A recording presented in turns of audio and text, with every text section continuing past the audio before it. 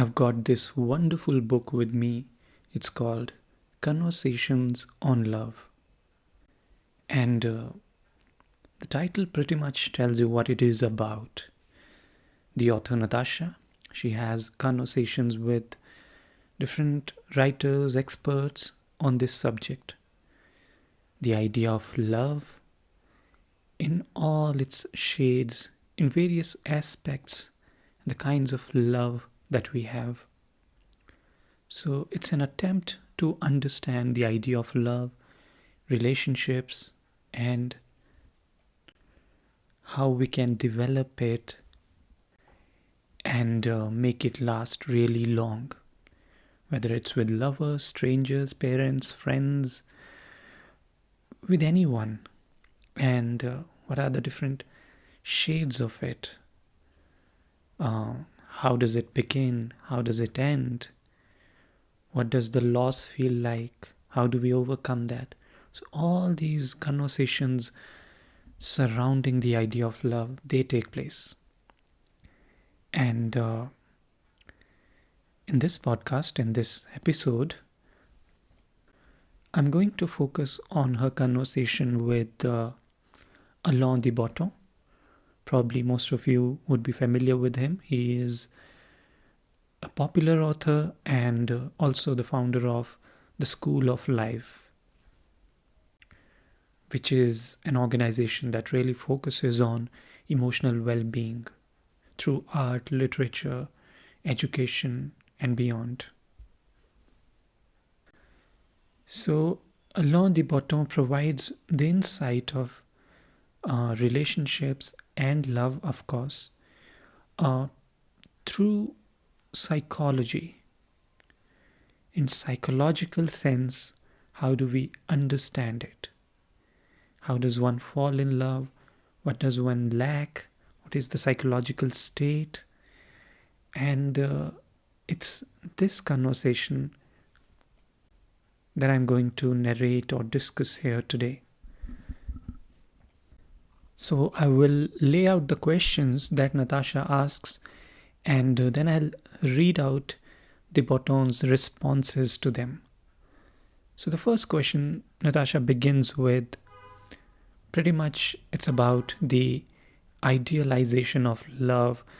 When many of us, we fall in love, we see romantic love as some kind of answer to all our problems, that once we find love, it's going to be great, it's going to be perfect, and somehow we'll be completely happy with that. With that notion, a lot of us fall in love. And this is a fundamental misunderstanding which can make a relationship really difficult, especially as it continues for a long time, because when you have initial expectations and when you meet the reality might seem like that idealistic initially, but it doesn't continue for a long time. So how do we deal with that situation? How do we understand that? So de Botton's response goes something like this.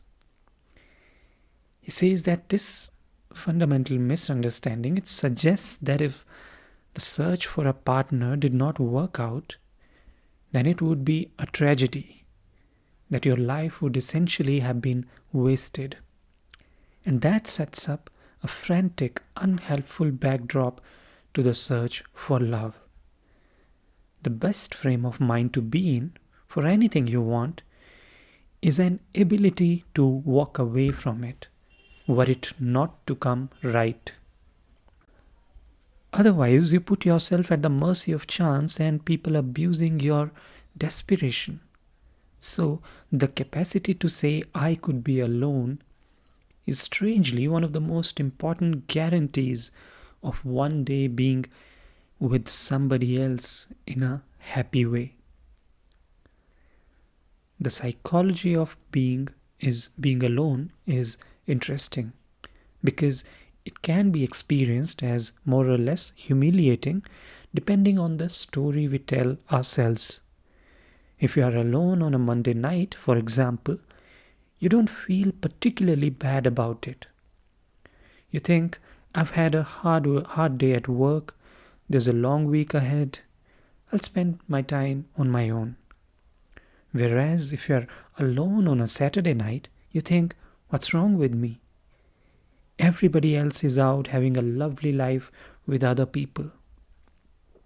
So often we have crude models of the lives of others which aggravate our despair of being on our own. We tend to imagine, when we are alone, that everybody else is in a happy relationship other than us. It's easy to think I'm the only vaguely decent person to whom this has happened. But that's not true. Lots of dignified and capable people have, for one reason or another, found themselves on their own. So it doesn't have to be a tragedy. So that's the answer, and a couple of things you can read from that answer. One is when we are alone or single and we have this desperate need to be with somebody, it might not be a good idea because we have to understand where the problem lies. And second thing, the problem not necessarily lies in being alone, but the kind of narrative we set in our mind. It's okay to be on your own, to spend time alone, but if you are feeling lonely, that can have some consequences that, as I said, can lead to some kind of desperation. And what happens with desperation is the more desperately you want something to, let's say, be in a relationship, the more it runs away from you. Then another important question that Natasha asks is regarding our feelings, because this is the romantic idea of love, that we have to trust our feeling. We know it in our heart that this is the person, this is the feeling that we are getting, especially the feeling in the initial days of dating. And trusting that feeling may not always be a good idea. That's what Alain de Botton suggests. So let me read out his answer once again. He says, our emotions are not entirely reliable. They tend to overshoot or undershoot the target. Think, for example, of fear. We tend to be afraid of the wrong things and overlook the real things we should be afraid of.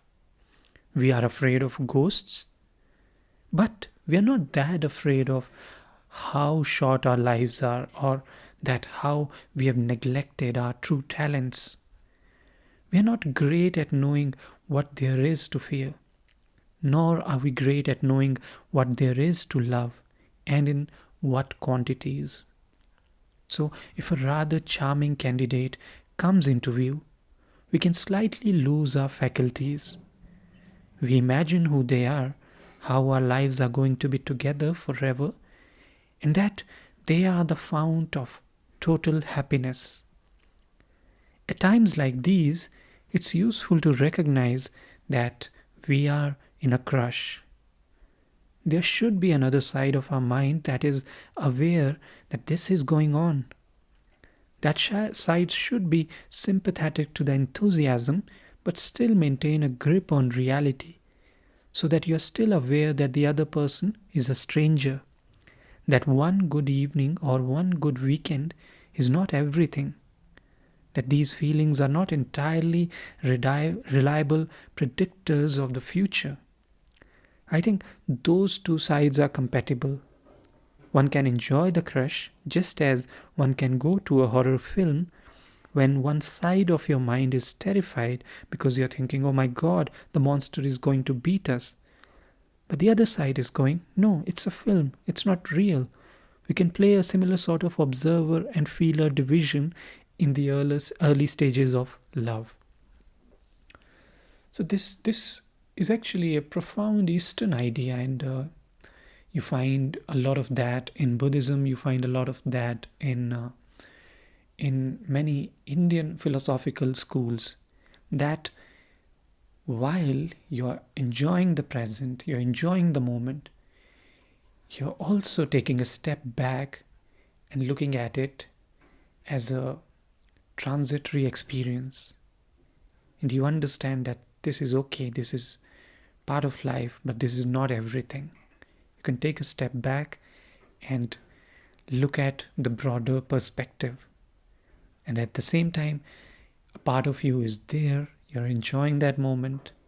So these two paradoxical aspects or personalities of ourselves, and we can work it out.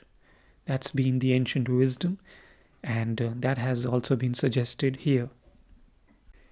And he also tells something about the idealization and how we need to avoid that path and focus on reality. He says, uh, if you have forgotten you have just met another human being, not a divine creature, then ultimately that person is going to be very frustrating when you realize they are just another flawed person. So, having a certain pessimism about what people are like, is useful. But I think that's compatible with kindness and enthusiasm. One of the best models of love is how parents love their children. Parents really love their children. At the same time, sometimes they don't like them. They get bored of them. They think they are awful. They want a break from them. And all those things go on in the love that an adult might have for another. Sometimes we are fed up and aware of somebody's glaring faults, but still we are very much on their side. They annoy us and we still love them. So that's the idea here, to make this emotion or a relationship more rooted, more grounded in reality, rather than just idealizing. Because what happens with idealization is we are creating a picture of a person or a relationship while staying away from reality. The alternative is the path of understanding. We understand them, we take a deeper look at them, and that has its own beauty too. Rather than creating a picture of that person in our head and just focusing on that, focusing on the details, on the nuances of the relationship of that person, and that's also beautiful. And that is something that we must not lose sight of. And then finally, Natasha asks Alain de Botton that something that he wish he had known about finding love when he was young. And the answer is short but quite interesting. He says, just to be calmer about the whole process, and that things would work out or they wouldn't, and even then, that would be fine. This black and white model of it's got to be like this and then it'll be perfect just doesn't work. It doesn't matter who you meet or when you meet them, there's pain and joy on each side of the ledger. So don't stick rigidly to one story about what your life means, because it's likely to be wrong. In fact, there are many ways of living this life. So, in a sense, just accepting the reality and taking time to understand it, understand things, understand a person, that will really help calm the anxiety around it. So that's really the message here. Going back to where we started, it was about the idea of being alone, and how out of desperation sometimes we seek love, and we are anxious about it. And when we are anxious, we are also pretty much likely to be a victim of idealization of love. We might think that things are going to be perfect, once we find perfect love. But such a thing most likely doesn't exist in this world. We have to work our ways out, especially as we build relationships over months or years. So ultimately, we have to accept the flaws, the imperfections of relationships, of life in general, and then only we can have lasting relationships or lasting happiness. So that was the core idea in this conversation. We'll continue this conversation in the next episode, where we'll see the author will have more questions, and we'll find more answers from other experts. Thank you very much for listening. Keep following.